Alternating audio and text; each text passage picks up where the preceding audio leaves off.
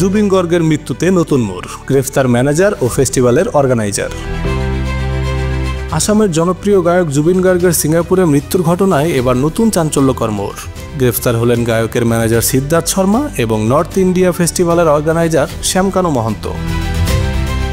ভারতীয় গণমাধ্যমের প্রতিবেদন অনুযায়ী গায়কের ম্যানেজার সিদ্ধার্থ শর্মাকে গুরুগ্রামের ফ্ল্যাট থেকে গ্রেফতার করেছে সিআইডি এবং একটি বিশেষ তদন্ত দল।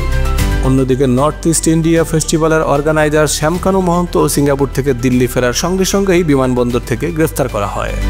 পুলিশ সূত্রে জানা যায়, বুধবার ভোরেই দুই অভিযুক্তকে দিল্লি থেকে গুয়াহাটির বিমানে আসামে ফিরিয়ে আনা হয়েছে। এর আগে এই মামলায় জুবিন গর্গের ড্রামার শেখর জ্যোতিকেও গ্রেফতার করা হয়েছিল। গত 19 সেপ্টেম্বর সিঙ্গাপুরে সমুদ্রে ডুবে গায়ক জুবিন গর্গের মর্মান্তিক মৃত্যু হয়।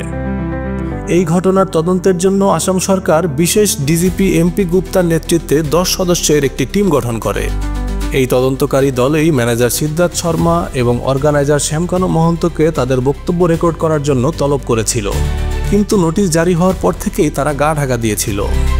আসামের মুখ্যমন্ত্রী হিমন্ত বিশ্ব শর্মা আগেই জানিয়েছেন যে ইন্টারপোলের মাধ্যমে মহন্ত ও শর্মার বিরুদ্ধে একটি লুকআউট নোটিশ জারি করা হয়েছে। এরপরেই গ্রেফতারের খবর সামনে আসে এবং বিস্তারিত তদন্তের পরই জানা যাবে আসামের জনপ্রিয় গায়ক জুবিন গর্গ আসলে সিঙ্গাপুরে মৃত্যুবরণ করেছিলেন নাকি তাকে হত্যা করা হয়েছিল।